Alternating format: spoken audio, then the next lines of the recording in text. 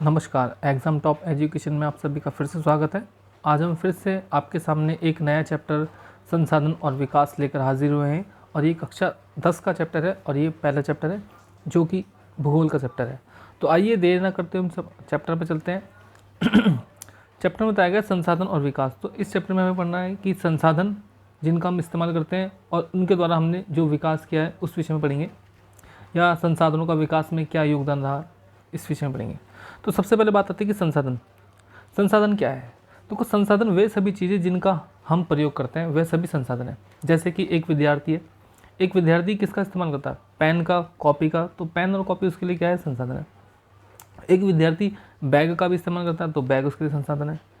एक विद्यार्थी स्कूल का प्रयोग करता है तो स्कूल भी क्या उसके लिए एक संसाधन है। शिक्षा का प्रयोग करता है तो शिक्षा भी क्या एक संसाधन है।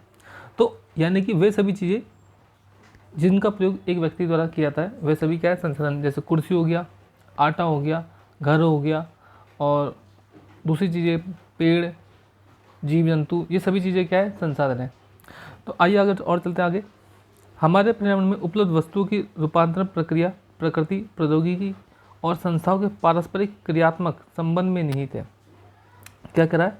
हमारे पर्यावरण में उपलब्ध वस्तुओं की रूपांतरण प्रक्रिया। अभी रूपांतरण प्रक्रिया का मतलब क्या है? जो हमारे पास वस्तुएं उपलब्ध होती है पर्यावरण में, उसमें क्या किया जाता है? बदलाव किया जाता है। ये बदलाव प्रकृति के माध्यम से भी हो सकते हैं, प्रौद्योगिकी के माध्यम से भी हो सकते हैं। प्रौद्योगिकी का मतलब क्या है? प्रौद्योगिकी का मतलब होता है आपके पास टेक्नोलॉजी जो मौजूद है, जो टेक्नोलॉजी आपके पास मौजूद है आज के समय में, उसी को प्रौद्योगिकी कहा गया है। और संस्थाओं के पारस्परिक क्रियात्मक संबंध में निहित है। संस्थाओं के पारस्परिक क्रियात्मक संबंध में निहित है का मतलब ये हो गया कि जो बदलाव किए जाते हैं उसमें संस्थाओं का भी हाथ होता है, क्योंकि जो अलग अलग कंपनियां होती है और अलग अलग टेक्नोलॉजी का इस्तेमाल करती है। पहले सामान जो है किसी एक कंपनी में आता है, फिर हो सकता है वही जो सामान किसी एक कंपनी ने बनाया है वही किसी दूसरी कंपनी के पास जाए। तो ये जो कंपनी होती है ये क्या होती है? संस्थाएं होती है। क्या होती है? संस्थाएं होती है। आगे चलते हैं। जो मानव होता है, मानव स्वयं संसाधनों का एक महत्वपूर्ण हिस्सा है। क्या कहा जा रहा है? कि जो मानव होता है, मनुष्य, वो स्वयं क्या है? संसाधनों का एक महत्वपूर्ण हिस्सा है। क्योंकि संसाधनों को संसाधन तभी कहा जाता है जब वो होते हैं। तो उनका उपयोग कौन करता है? मानव द्वारा किया जाता है। तो इसलिए मानव क्या है? स्वयं संसाधनों का एक क्या है? महत्वपूर्ण हिस्सा है। ये पर्यावरण में पाए जाने वाले पदार्थों को संसाधनों में परिवर्तित करते हैं। क्या? ये पर्यावरण में पाए जाने वाले पदार्थों को संसाधनों में परिवर्तित करते हैं। कौन परिवर्तित करता है? मानव। तथा उन्हें उपयोग करते हैं, और उन्हें उपयोग भी कौन करता है? मानव द्वारा प्रयोग किया जाता है। अब बोला कि इन संसाधनों का वर्गीकरण निम्न प्रकार से किया जा सकता है। अब देखो, संसाधनों का वर्गीकरण किया जा रहा है, यानी कि संसाधनों को बांटा जा रहा है। उत्पत्ति के आधार पर संसाधनों को बंटवारा। उत्पत्ति के आधार पर क्या किया जाता है? जो संसाधन बांटे जाते हैं वो जैव और अजैव में बांटे जाते हैं। जैव अजैव का मतलब ऐसे जो निर्जीव है, यानी कि जिनमें जान नहीं है, वो अजैव कहलाएंगे। जैसे कि पार्क हो गया, ज़मीन होगी, ठीक है, सूरज होगी, हवा होगी, ये क्या है? अजैव है। और इसी प्रकार से जैव हो गया, तो जैव हो जाएंगे जिनमें जीवन होगा, जैसे कि पेड़, बकरी, यानी कि जिनमें जान होती है उन्हीं को जैव संसाधन कहा जाता है। मानव भी जैव संसाधन में आ गया। अब समाप्यता के आधार पर, किसके आधार पर? समाप्यता। समाप्यता का मतलब होता है समाप्ति के आधार पर, यानी कि खत्म होने के आधार पर। संसाधन जो होते हैं वो दो तरह के होते हैं। एक तो नवीकरणीय होते हैं, नवीकरणीय योग्य, और अनवीकरणीय योग्य। अनवीकरण योग्य यानी कि जिनका दोबारा बनाया जा सकता है या दोबारा प्रयोग में किया जा सकता है, नवीकरण हो जाएंगे। और अनवीकरण योग्य वो जिनका दोबारा प्रयोग नहीं किया जा सकता या जिनको दोबारा नहीं बनाया जा सकता।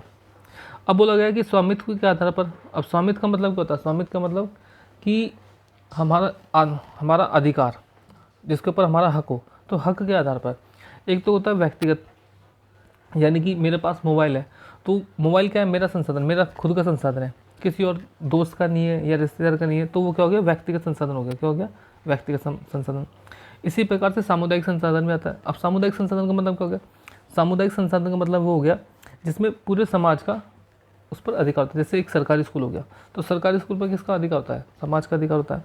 राष्ट्रीय और अंतर्राष्ट्रीय, कुछ संसाधन ऐसे होते हैं जो राष्ट्रीय और अंतर्राष्ट्रीय इस्तेमाल के लिए होते हैं। इसके विषय में हम बाद में पढ़ेंगे। विकास के स्तर के आधार पर क्या कहा जा रहा है? कि विकास के स्तर के आधार पर एक संभावी होते हैं, ठीक है। संभावी का मतलब जिनका जो है अभी तक प्रयोग नहीं किया गया, संभावना है, इनका प्रयोग किया जा सकता है।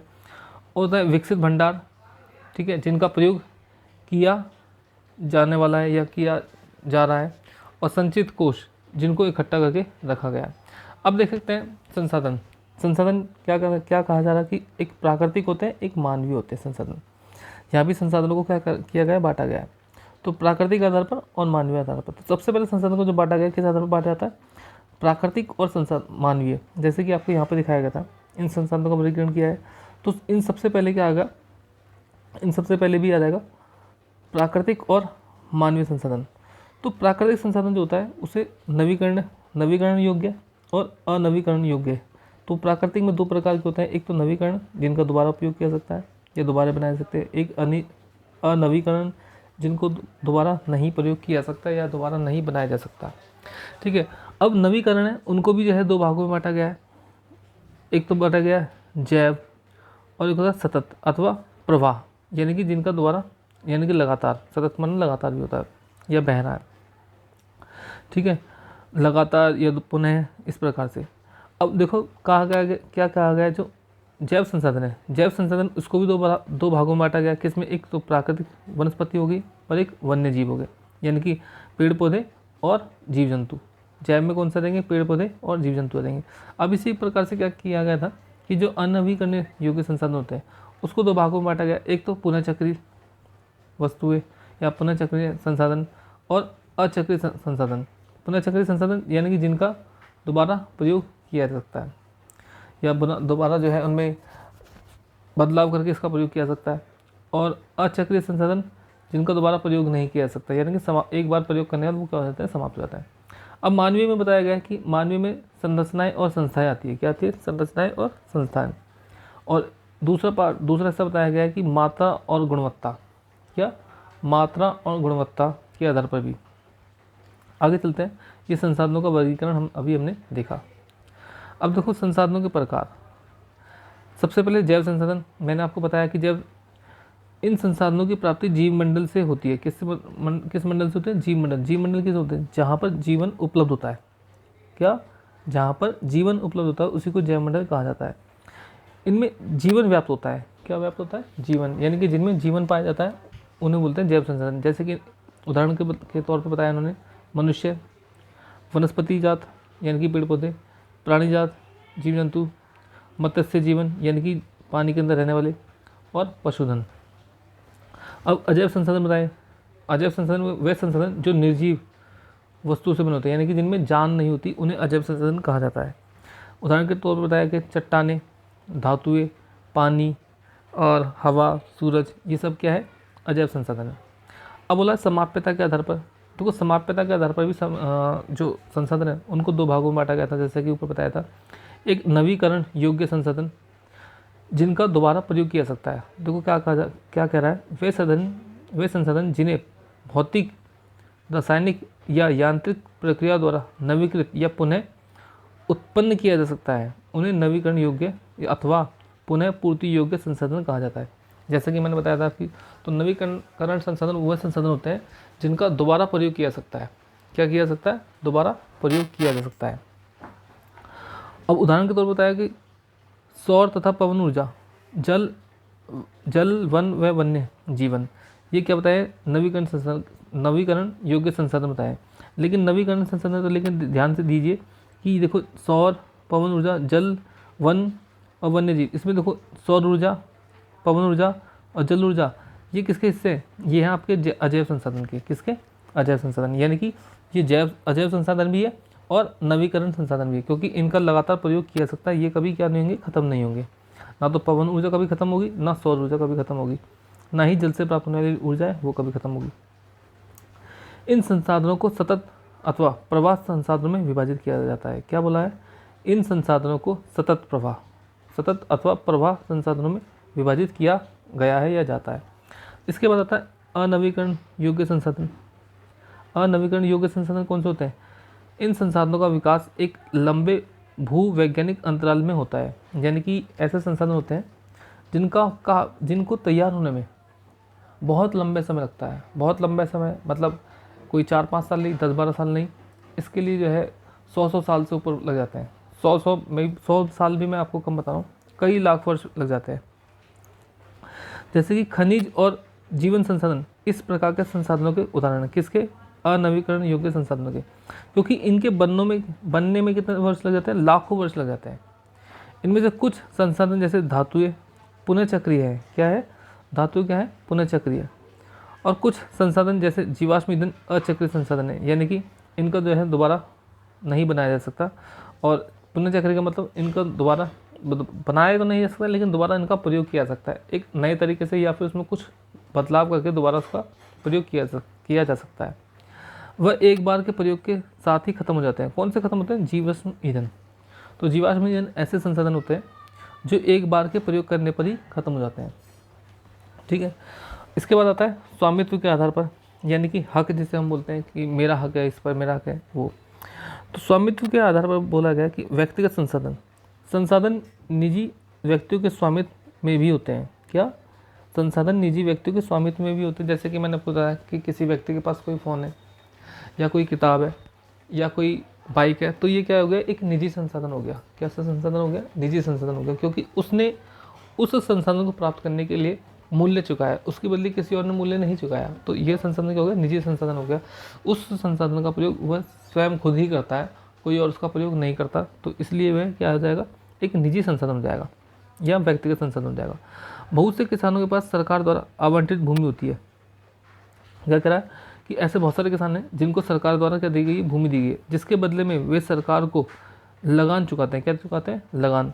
गांव में बहुत से लोग भूमि के स्वामी भी होते हैं और बहुत से लोग भूमिहीन होते हैं। क्या कह रहा है कि ऐसे गाँव में ऐसे लोग भी बहुत सारे हैं जिनके पास भूमि है, और ऐसे बहुत सारे किसान और हैं जिनके पास भूमि नहीं है।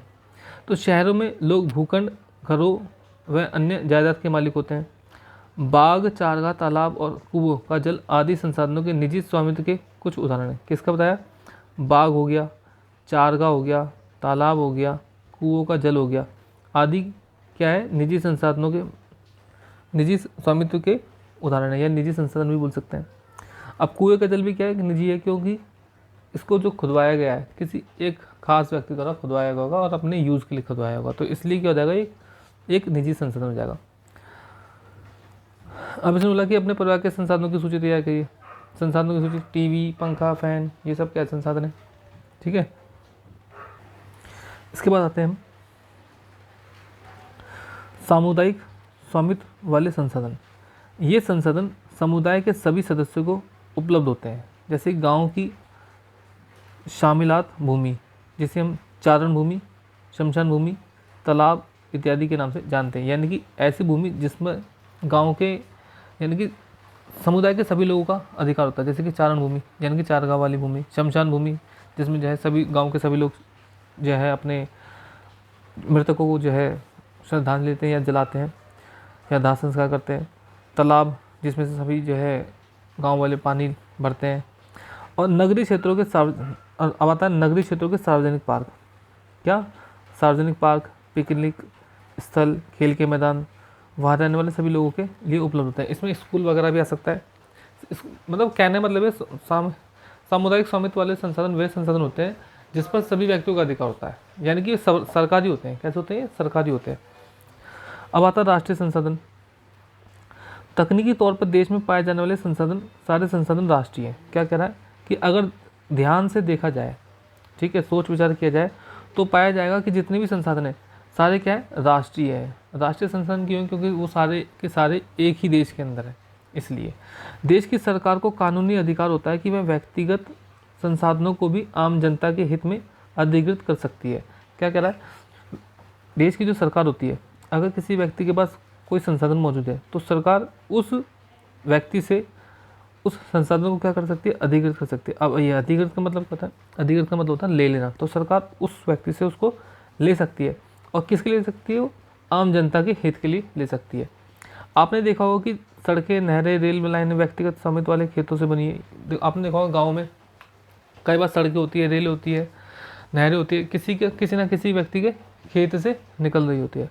तो जिस व्यक्ति के खेत से वो निकल रही होती है, तो उस नहर का उतना हिस्सा जिसमें से नहर बीत जानी है, या सड़क जानी है, या रेलवे लाइन जानी है, तो उतने हिस्सों को सरकार क्या कर लेती है? अधिकृत कर लेती है, यानी कि ले लेती है, और सरकार इसके लिए अच्छा खासा मुआवजा भी देती है। शहरी विकास प्राधिकरणों को सरकार ने भूमि अधिग्रहण का अधिकार दिया हुआ है। क्या दिया गया है? शहरी विकास प्राधिकरणों को सरकार ने किसका क्या दे रखा है? भूमि अधिग्रहण का अधिकार दे रखा है। किसका अधिकार दे रखा है? भूमि अधिग्रहण का, यानी कि सरकार वो जो शहरी विकास प्राधिकरण है वो भूमि का अधिग्रहण कर सकती है। सारे खनिज पदार्थ, क्या सारे खनिज पदार्थ, जल संसाधन, वन्य जीवन, राजनीतिक सीमाओं के अंदर सारी भूमि 12 समुद्री मील तक महासागरीय क्षेत्र व इसमें पाए जाने वाले संसाधन क्या है? राष्ट्र की संपदा है। किसकी संपदा है? राष्ट्र की संपदा। तो बताया गया कि राजनीतिक सीमाओं के अंदर, राजनीतिक सीमा के अंदर मतलब हो गया जो देश की जो बॉर्डर लाइन है, तो देश की बॉर्डर लाइन के अंदर आने वाली जितने भी संसाधन है वो सभी क्या है? राष्ट्र की संपदा है। अंतर्राष्ट्रीय संसाधन, कुछ अंतर्राष्ट्रीय संस्थाएं संसाधनों को क्या करती है? नियंत्रित करती है।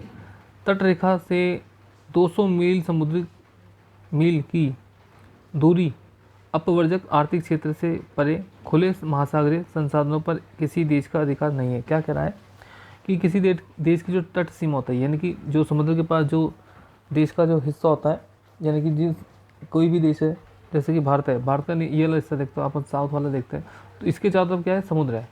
क्या है? समुद्र है इसके चारों तरफ। तो इसके चारों तरफ समुद्र, तो यहाँ से 200 मील, 200 समुद्री मील, कितना? 200 समुद्री मील की दूरी के आगे खुला महासागरीय संसाधनों पर किसी देश का क्या है? अधिकार नहीं है। तो 200 मील के बाद जो समुद्र का हिस्सा आता है, उस समुद्र हिस्से पर किसी भी देश का कोई अधिकार नहीं है। केवल 200 समुद्री मील के अंदर किसका अधिकार होगा? उस देश का अधिकार होगा जो उस देश के उस समुद्र के सबसे निकट होगा। इन संसाधनों को अंतर्राष्ट्रीय संसाधन या अंतर्राष्ट्रीय संस्थाओं की सहमति के बिना उपयोग नहीं किया जा सकता, यानी कि इनको क्या माना जाता है? अंतर्राष्ट्रीय संसाधन माना जाता है।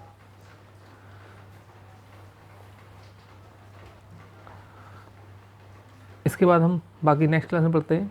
आशा करता हूँ आपको जो है, जो मैंने समझाया वो अच्छी तरह से समझ में आ गया होगा। प्लीज़ चैनल को ज़रूर सब्सक्राइब कीजिए, लाइक कीजिए वीडियो को, और अपने दोस्तों के साथ शेयर भी कीजिए। थैंक यू, धन्यवाद।